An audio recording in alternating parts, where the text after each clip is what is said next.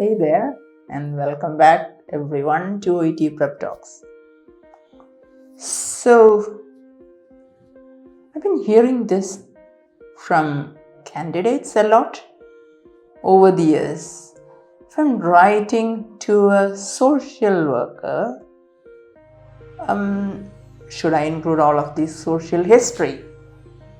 Or when should I include this social history? Is it to a GP or somebody else, or is it to the social worker? Right, so what do you mean, or what does the social history of a patient indicate?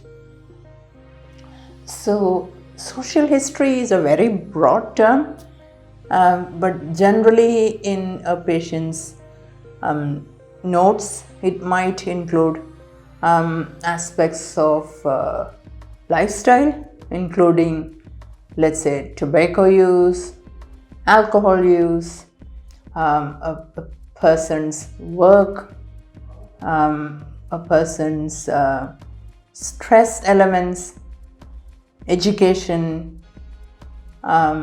probably nutrition might come under it, could be a separate head. So all these things could be part of the social history, and there could be other headings as well, maybe financial aspects if someone's dependent on let's say retirement benefits or pension or insurance.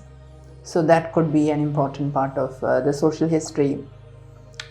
Socializing or the connections. Does the person have a social network, or is the person isolated from friends and family? Even that can be part of the social history. Now, it is a myth to think that if you're writing to a social worker, you have to include the entire social history. It depends on why you're writing to the social worker. So I always use an example from my own life where I underwent a fracture, had a fall, and then, so when I had this fracture, let's imagine that a social worker came to help me, to assist me. Now, perhaps my social history might include my lifestyle or socializing preferences, such as enjoying going out with friends. But having sustained a fall and a social worker visiting me after the incident, the social worker wouldn't be helping me to socialize or to go out. Rather, it would be for other aspects of my care, such as maybe helping me with activities of daily living or something of that sort.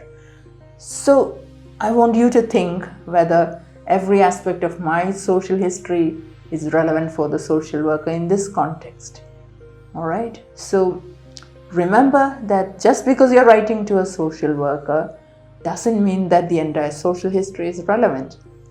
I want you to decide whether the entire social history or aspects of the social history will be helpful for the receiver in continuing the care of your patient.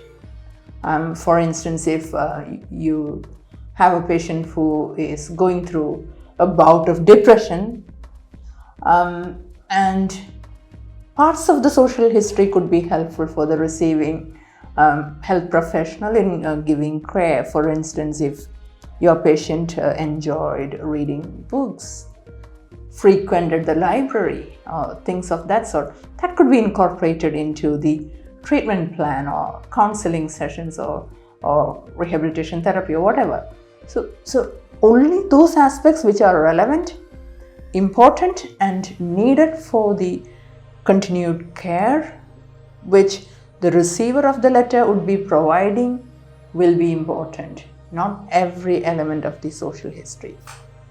And even aspects about the family might not be important in the letter unless the member of the family whom you are talking about has agreed to participate. So that's a mistake that I often find in writing by a lot of candidates, because do not assume that the culture of where you live in, whether it's in India or any other country, is the deciding factor when deciding whether people in the family will care for your patient.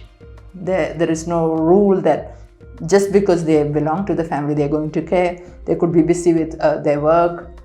So unless and until the case notes say that the spouse or the husband or the wife has agreed to spend a few hours caring for the patient, then that's important. Otherwise, it may not be really, really important. I hope you have an idea now about the relevance of social history, or rather the fact that social history may not be always required. So you'll have to use your discretion, your ability to logically think to decide what aspects from this part of the case notes is really, really required by the receiving person, whether it's a doctor or a nurse or any other health professional, and you will just use those in the letter. Thank you very much for joining this prep talk. Do not forget to like or subscribe our videos, the channel, and we'll see you with more sessions that will help you in your OET journey. Thank you very much.